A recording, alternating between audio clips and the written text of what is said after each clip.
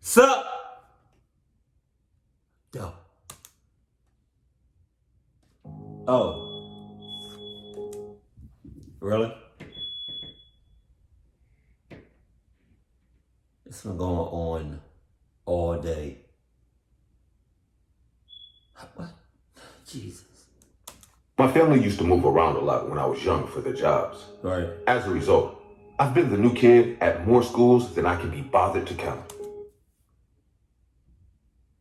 I had my fair share of moving around a lot when I was a kid. And gotta be honest, it's hard keeping friends. I mean, sure, they can be a phone call away, but like actually seeing that person in school or like in your neighborhood, it's just different when they're not in there. It's just different. So it's safe to say that I got friends, scattered throughout the United States, but sometimes I wish I didn't move around a lot. 9 times out of 10, there'd be some sort of spooky legend about the school grounds or the teachers there. Right. Stuff kids made up to scare each other because they were bored. At some point, I made a hobby out of writing those stories down and occasionally exploring the allegedly haunted parts of school. More often than not, the legends turned out to be a complete waste of time that left me bored at best and in detention at worst. However, there was one exception, and that came from St. Cyprian's Catholic boarding school for boys and girls. It used to be an all-girls school until just a couple of decades ago, so the guy-to-girl ratio was kind of skewed towards the latter. The teachers knew all too well that having a bunch of teenage boys hang around in a school full of girls was a recipe of violating the word of God, along with a couple other things. They made it a point to impart the importance of chastity to the students every time a male student looked at another girl for too long.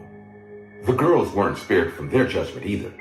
One time, I wore my skirt a little too high and got an hour-long lecture from a teacher about how girls should dress modestly if they don't want to get molested. God damn!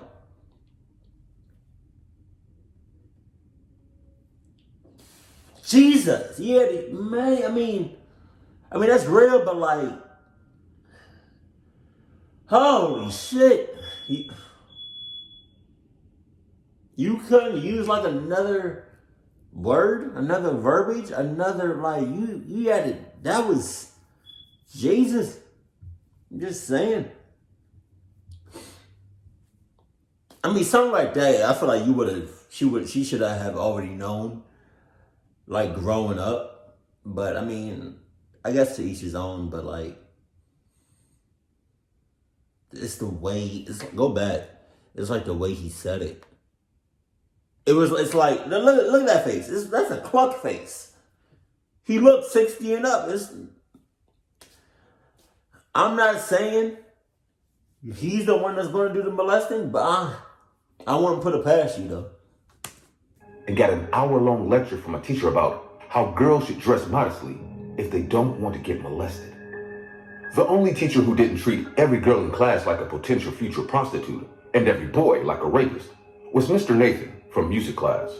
He was your typical cool teacher who tried and mostly succeeded in making his classes interesting. He was handsome, according to my classmates who couldn't stop gossiping about him. Being in his mid-30s at most, the wrinkles of age had not yet begun to show on his chiseled face. I didn't really care though. The most interesting thing in school for me lay elsewhere. Throughout my first month there, I threw myself into my favorite hobby of gathering stories from around the school. I heard some of the usual suspects like Bloody Mary and the Candyman, but the school had a unique ghost story that caught my attention. A girl had committed suicide several years before I arrived at the school. Her name was Harriet. You not going. You could have said something. Hold on. Okay, but like as I was saying, that couldn't be you couldn't have said that. Nobody, the school, the district, the mayor, nobody could have said that somebody died here. That would have been great to know. That's all I'm saying. and she was found hanging from the ceiling of her dorm room by her roommate. Jesus. The reason she did it varied depending on who I asked. Some say it was because of heartbreak. Others assume she was just another depressed girl who nobody thought to help until it was too late. Whatever the reason behind her tragic death, it is said that her spirit now haunts the now abandoned room 185 in the girls' dormitory. Jesus. Naturally, I decided that it was my duty as a chronicler of ghost stories to check it out for myself. Your ass. Since it was a boarding school where most of the students lived on campus, I was able to wait around until it was dark without getting kicked out. I didn't live on campus like the other students, but I hung out with other girls in the dormitory enough times to know my way around it. Room 185 was tucked far away in the left wing of the dormitory, and I noticed that anyone who didn't live in that wing avoided it whenever possible. When I asked why, the girls I spoke with would become tense. Some even admitted to hearing strange noises from the left wing during the night. They sounded genuine in their fear, and it made me all the more interested in finding out what was in the room for myself. Once I mustered up the confidence to break in, I called my parents one day to tell them that I'll be staying late at the boarding school with some friends. While the other girls in the dormitory were either engrossed in their hobbies or dead asleep in their rooms, I lurked through the darkened halls of the building's left wing in search of the fabled room 185 with eyes that had already adjusted to the dark.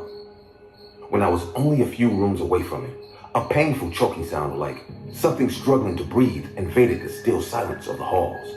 It shocked me a little when I first heard it for myself, but kept my skepticism intact. Oh my God. Once I was in front of the room, I tried the doorknob and was surprised when it turned without issue. I had a lockpicking kit in my pocket and fully intended to use it to break in. Yet, the room was letting me... You just randomly have that in your pocket. That's like me just randomly having...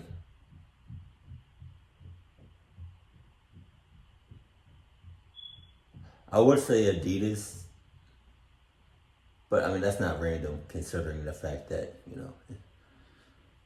no, that's like me having a Samsung phone in my pocket, like Apple all day. Cause you talking about inside just like that. I pushed the door open and entered, but instead of a dusty old place abandoned by the staff and students, I found a cozy bedroom with sunlight somehow streaming through the window blinds, despite it being... Wow, a cozy bedroom? Some say, you may even think, hey, maybe somebody or something is keeping this shit cozy. Even more surprisingly, it was occupied. Mr. Nathan was sitting on one of the beds, and across from him on the other bed was a girl around my age with long brown hair. Both of them had serious expressions on their face and didn't even acknowledge my presence. "Oh, sorry," I said, racking my mind for an excuse to why I was there. "I was looking for a different room and..." "We need to get it out of you," Mr. Nathan said to the girl, completely ignoring me. "Nobody can find out about us." "That would be a sin," the girl replied, her hand resting on her stomach. "We've both already done plenty of sinning. That's why we're in this situation in the first place. If you don't get the abortion, both of our lives will be over." A sour look spread across the girl's face. "Would you really do that to our child?" I immediately understood what I was saying. My instincts told me to flee from the scene as quickly as I could, but I was entranced. Damn. Whether it was some supernaturally induced compulsion or just my own morbid curiosity, I couldn't say. The argument between them got more and more heated until Mr. Nathan lunged at the girl and grabbed her by the throat. Jesus. She couldn't even cry for help. The only thing that came out of her were raspy rattles in a vain attempt to breathe as he squeezed the breath from her lungs. When her body went limp, Mr. Nathan finally let his grip around her neck go. In a panic, he searched through her closet and found a long scarf, which he used to wrap around her bruised neck. Once her neck was wrapped tight, he propped himself on a chair and hung her by the neck from the switched-off ceiling fan. Then, for the first time I got into the room, Mr. Nathan turned to look at me. My breath froze in my lungs when he stepped towards my direction. But when he got to me, he simply walked right through me as if I weren't there. I stood there for what felt like an eternity, waiting to wake up from what I hoped was a bad dream. I was only jolted out of my stupor when I saw movement in the room again. It was the girl, the one who I now know to be Harriet. Her eyes had flown wide open and were bulging out of her skull, almost popping out of its socket from the air pressure behind it. She hadn't been dead when Mr. Nathan strangled her, just passed out. But with her dangling from the ceiling with that scarf around her neck, she would soon be dead for real. I ran towards her and tried to hold up her feet, but my hands passed right through her, like with Mr. Nathan. She tore and scratched at her throat for air, opening deep scratches from which blood soaked the tightly tied scarf, strangling her to death. My body froze in place against my will, and I watched as she suffocated to death. The moment she drew her last raspy breath and her body went limp, the room changed. There were no lights and no one around at all. I was standing in an empty dorm room full of dust. The memory of what had happened there, long gone. I've been seeing and hearing Harriet ever since. Sometimes I'd catch her hanging from the ceiling from the corner of my eye at school, or hear the rattling of her dying breath as I'm trying to sleep. Every time I did, my body would freeze in place, just like it did when I was in that dorm room. Although she couldn't speak to me with that bloody scarf strangling her, I knew exactly what she was trying to tell me. I am going to kill Mr. Nathan for Harriet to be at peace and finally leave me alone. It wasn't hard to get him to trust me. He was very eager to get to know me when I was pretending to like him. Once I kill him, Harriet will finally leave me alone and pass on to whatever God-forsaken afterlife awaits us. I know I should be upset at her for forcing me to become a murderer. But to be honest, after seeing what he put her through, I almost didn't blame her for it. Hey guys, I see many of you commenting on my videos that this channel deserves 1 million subscribers. But I also see the percent of people who watch my videos aren't actually subscribed to the channel. So, if you like the content, want to support my channel, and want to see this channel reach 1 million subscribers, or maybe 500,000 subscribers, then go ahead, subscribe, and hit the bell icon. It's free, and you can always change your mind later. All right.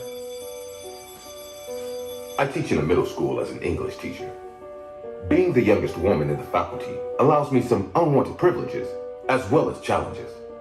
Almost every male staff gave extra attention when I walked down the corridor, and almost every woman staff envied me for that.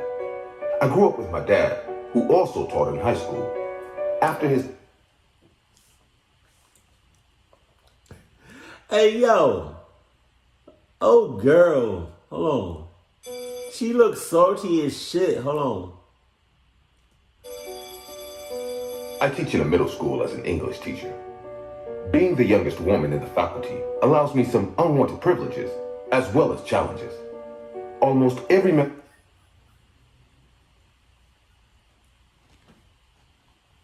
Yo, she's smiling on the inside, but she's smiling on the outside, but on the inside, she talking about, you son of a bitch. You look good, right? Your hair is on point, your eyes are beautiful, you got a nice figure, I like your ankles. But you have a great personality, right? You're a very great person, but you still a bitch. God, you stole my shine. Look at that. Look, you stole my shits. Staff gave extra attention when I walked down the corridor, and almost every woman's... That's crazy, because, she's smiling, but, her face, even though she's smiling on the outside, it still says what she's really thinking on the inside. That's hilarious. Envied me for that. I grew up with my dad, who also taught in high school. After his unfortunate demise, I've been on my own. My mom left us for some rich guy when I was 3 years old. Damn. My dad was my world. So after his death, I left my hometown and took this teaching job. I've rented an apartment not far from the school building, so my daily routine is quite simple. Being the youngest teacher helps me a lot to get mixed with the kids in school. All the kids love me, and I care for them as well. Except for this one kid in 7th grade.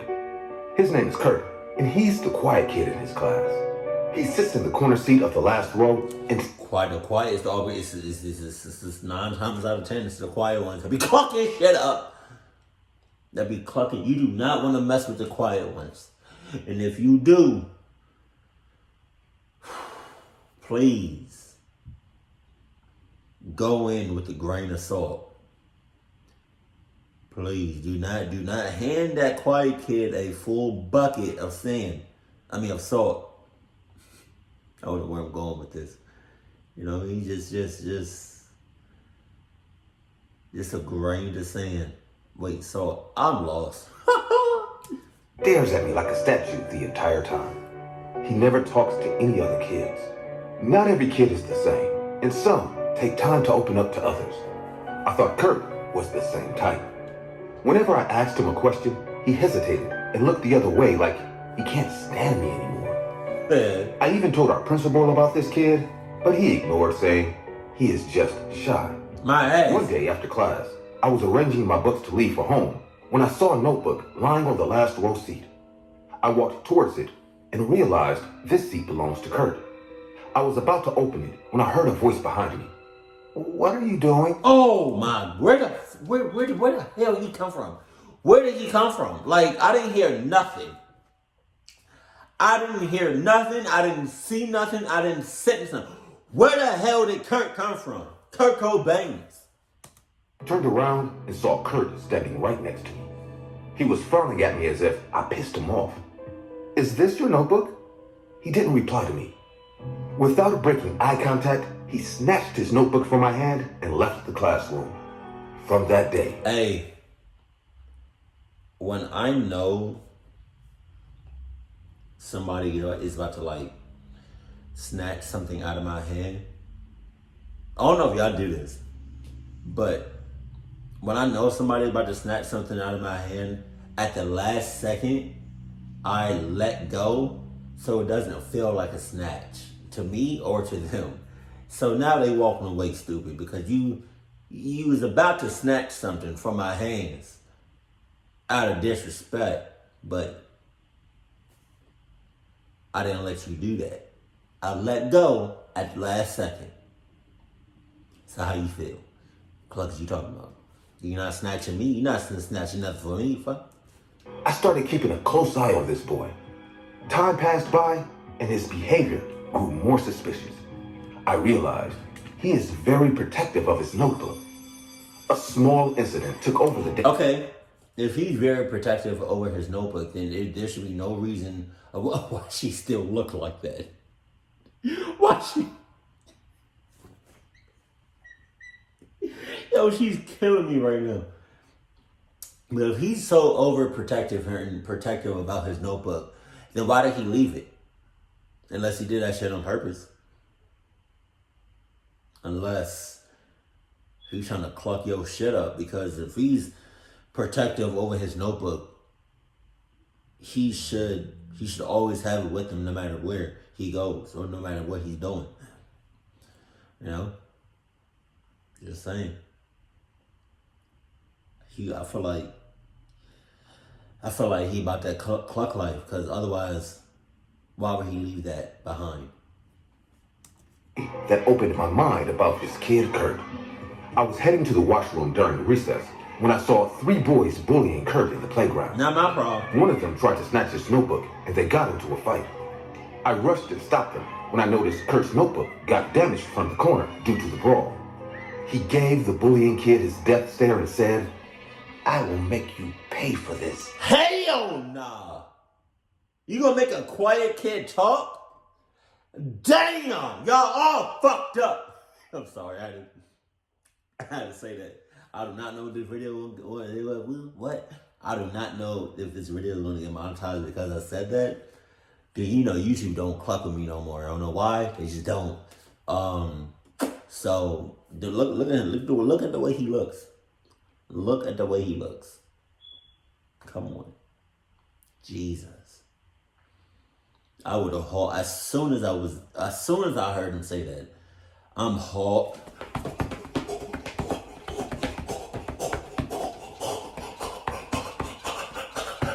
I'm a haul assing. Because not only did you get in an altercation with a quiet kid, you made a quiet kid talk, and then you made him say this.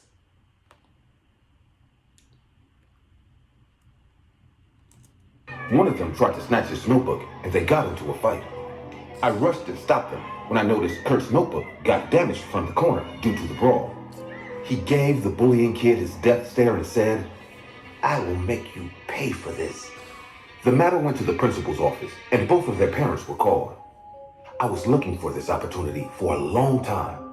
I really wanted to talk to Kurt's parents and identify what is wrong with him. Surprisingly, Kurt's parents were really jolly and seemed completely normal to me. As I went on asking them how their son behaves at home, they told me he mostly spends his time in his room. He liked scribbling in his notebook, and that's the only thing he is very secretive about. Oh, no. Otherwise, he gives no tantrums like any other kid. His mother asked me if he behaved in class, and I had to say yes because maintaining privacy is nothing wrong. I didn't mention the small incident of me finding his notebook because, in a way, I was the one intruding on his belongings. They took Kurt and went home. Wow. Wait. That didn't make no sense. If he left his notebook behind, as a teacher, wouldn't you just grab it? You know what I mean? You clean it up. So wouldn't you naturally just grab what's left? What's left behind? You're not intruding or anything. Now, I mean, if you grab his notebook and you started looking through it, I mean, yeah, but like you didn't do anything wrong. Walking away, Oh my God! approached me and for the first time, smiled. But his smile was nothing like an 11-year-old. The next day, I gave the kids an assignment. I told them to Thank you, Jesus. Thank you, God Almighty. Thank you. I just, side note, this has nothing to do with, I mean, it kind of does. It's just, okay, my angel number is 11 or 111 or 1111, right? Whenever I see those numbers or hear those numbers, I 9 times out of 10 I immediately thank God for the position that I'm in, for the blessings that I am receiving and I'm about to receive, and just to remind me just to keep going and never ever give up, for your dreams, your ideas, they are manifesting. So whenever I see those angel numbers, I immediately think about what I want to accomplish in life and just thank the person upstairs, the God himself upstairs, you know. And then the reason I say this is because the kid, he just said it. He's 11. He literally could have said any other number, any other age, but he said 11. And that was completely random. That's crazy. write an essay stating things I like about school. Everyone started writing with great enthusiasm. Only Kurt kept looking out the window. I walked to him and said, "Aren't you going to write?" "Write what?" "Things you like about school." "I don't like anything about school." "But you have to write something. I need to grade this paper."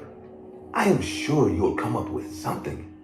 I came back to my seat and saw Kurt starting to write with an angry face. Just make up something. As time went by, everyone started to come to my desk and hand it. Just make up some. You don't gotta be true. Just make up some shit. Their essays.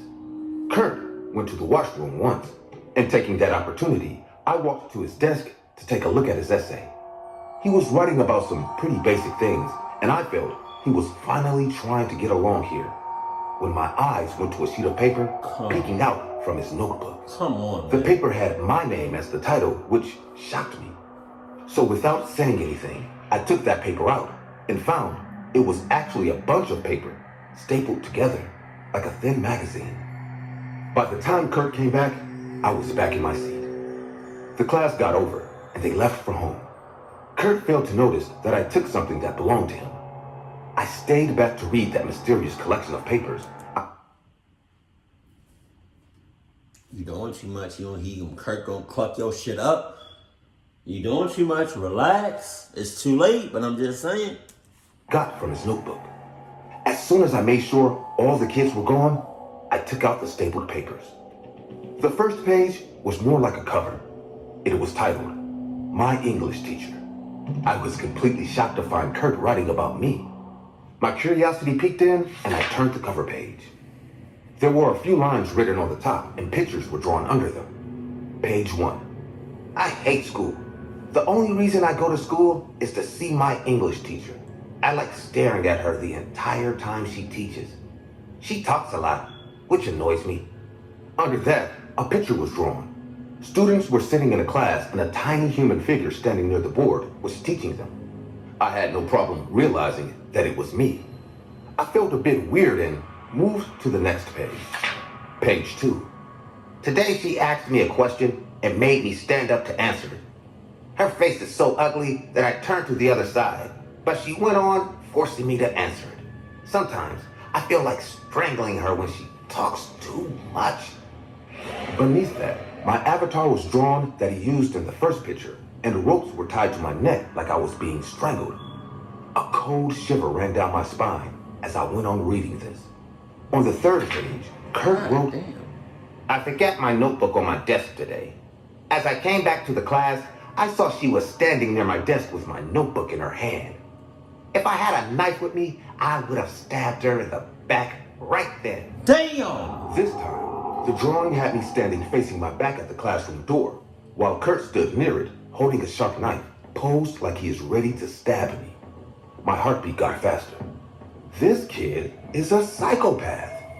I got chills to my bones thinking, behind those lonely, innocent... I mean, is he though? Is he though? Just mind your business. Nah, don't mind your business. Y'all, shit. I mean, you could have known that when the kids were like messing with them during recess. But you gotta take it so much further than that. Eyes, he was planning my murder all this time? I finally arrived at the last page, and I couldn't breathe anymore. My eyes trembled in fear as I saw my avatar laying on the empty classroom floor, submerged in the blood that he painted with crayons. Blood was everywhere, on the walls, on the seats. Kurt's tiny figure stood right next to me, holding a blood-soaked knife. There was a huge grin on his face, like he is finally happy. There were 2 lines written under that drawing. The day I do this, I'll hate school no more. After her, I will go for those bullies. I'll make everyone hate school. I wiped the drops of sweat from my forehead and got up. I walked to the principal's room, and luckily, he was still there, busy on paperwork. I showed him Kurt's malevolent works, and he called his parents immediately. They were informed about their son's mental state. His mom broke into tears, and his father didn't speak for at least 10 minutes after reading those papers. Meanwhile, Kurt was taken under watch by 2 school securities. After proper consultation, the school decided to send him to a mental facility so that he can be treated before he ends up killing someone in real life. I didn't wait to see all this, and I never confronted that boy, even after all this. I shifted to another school in Pasadena, as being in that same environment was too much for me. It has been 7 years since that incident, and based on my calculations, Kurt must have turned 18 this year. I haven't thought about this incident for a while, until this morning. I came to check my mailbox outside and found a postcard. There was no name of the sender. Only one sentence was written on it. It read, I still wonder how your blood will smell when I stab you at the back.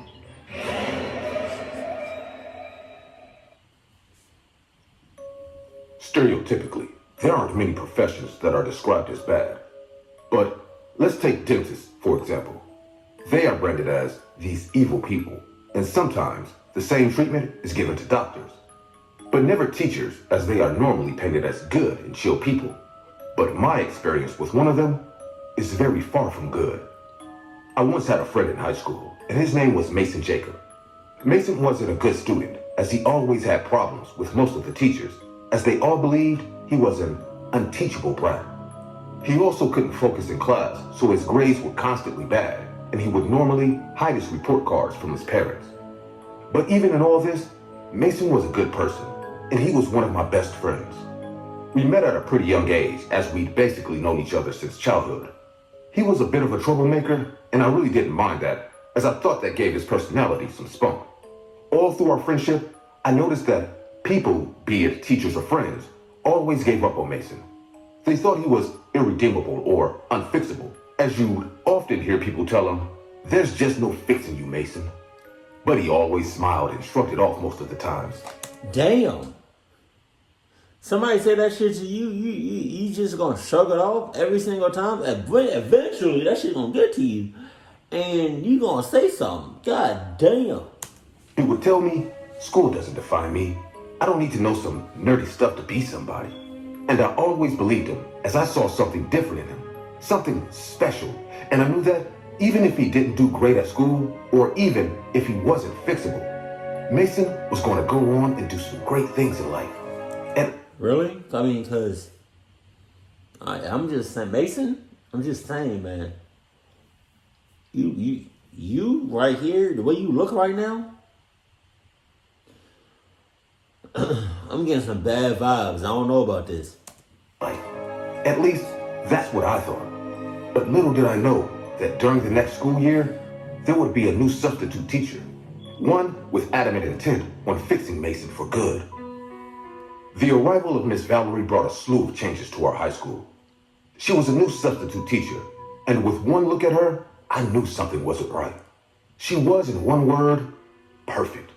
As she portrayed the perfect teacher role, she smiled all the time. She didn't shout even when provoked, and unlike other teachers, she didn't really have anything bad about her.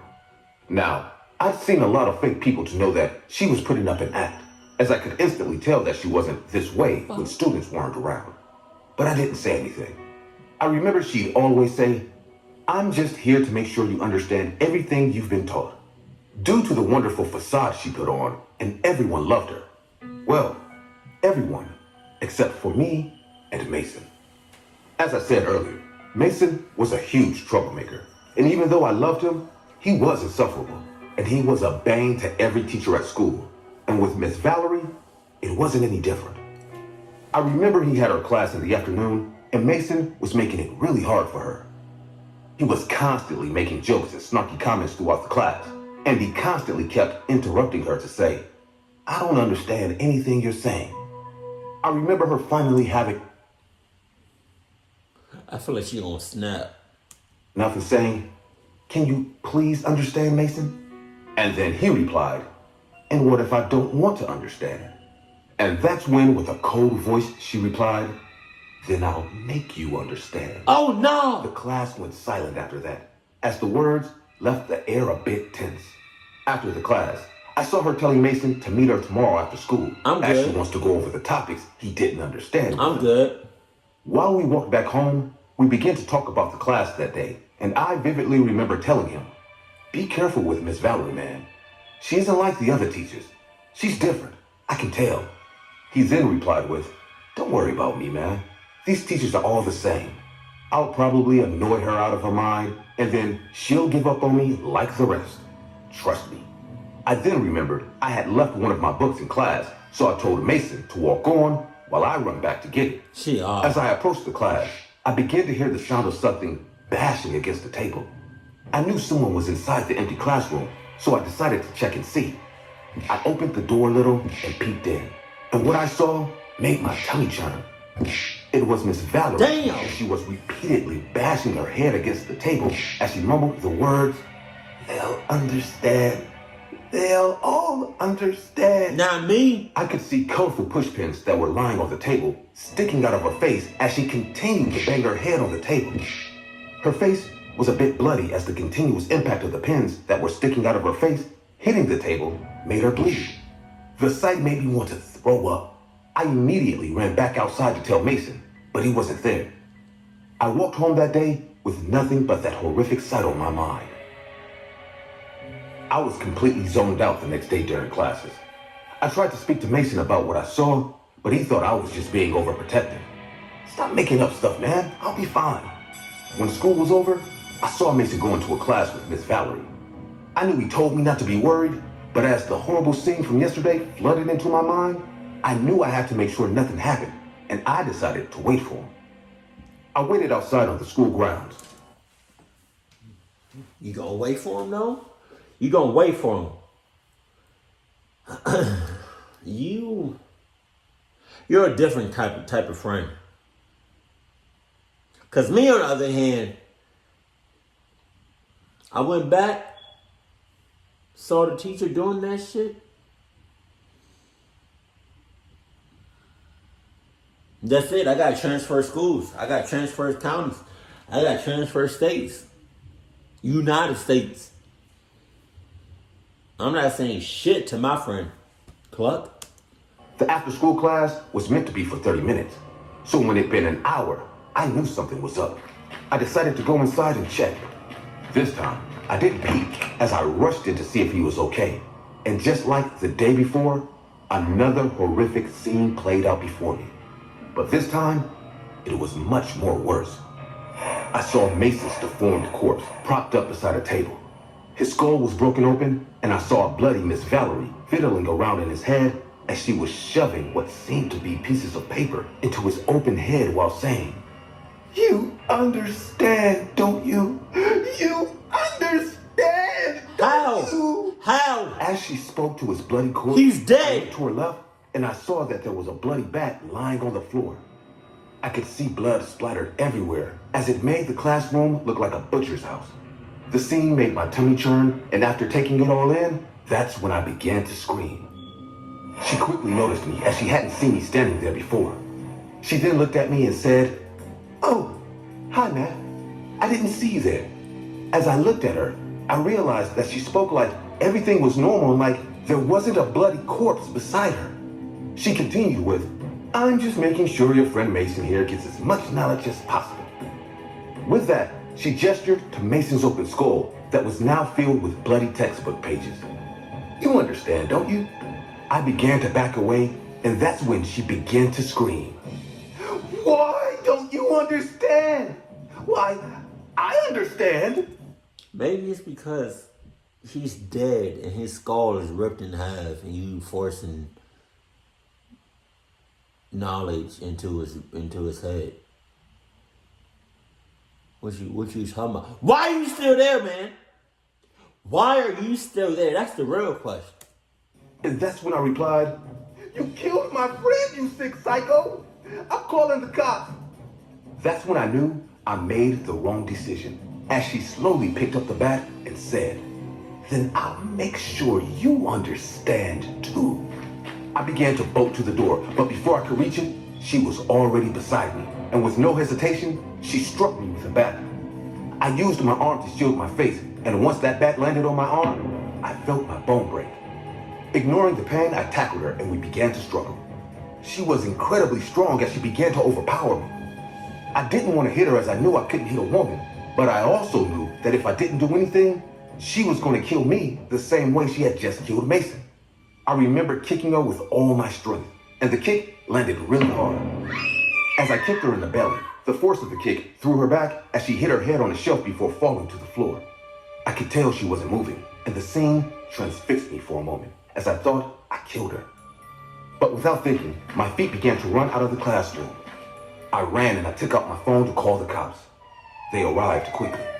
But by the time we went to the class to see what had happened, all we met there was Mason's corpse and an empty, bloody classroom.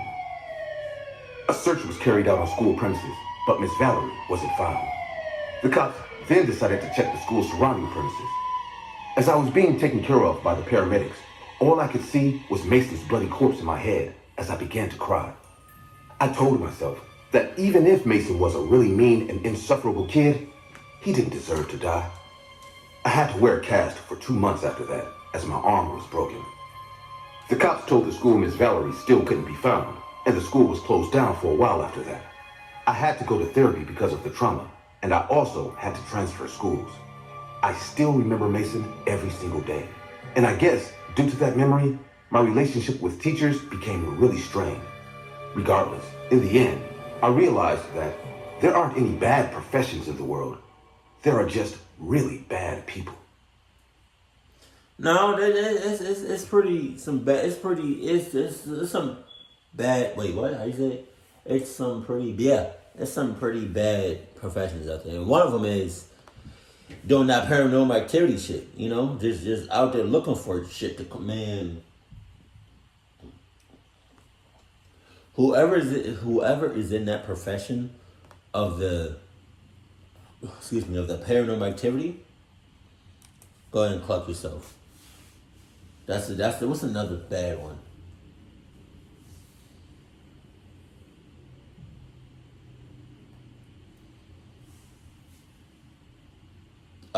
Working at a cemetery. That's a bad one. It's a few of them out there, you know, along with some horrible, terrifying, evil people out there. And luckily for me, I'm able to sense and kind of get a feel about people. So, yeah, just because somebody seems like they nice on the outside doesn't necessarily mean that, you know, they good, they nice on the inside too. Keep it cool, keep it classy. You know, love you, stay happy, my family.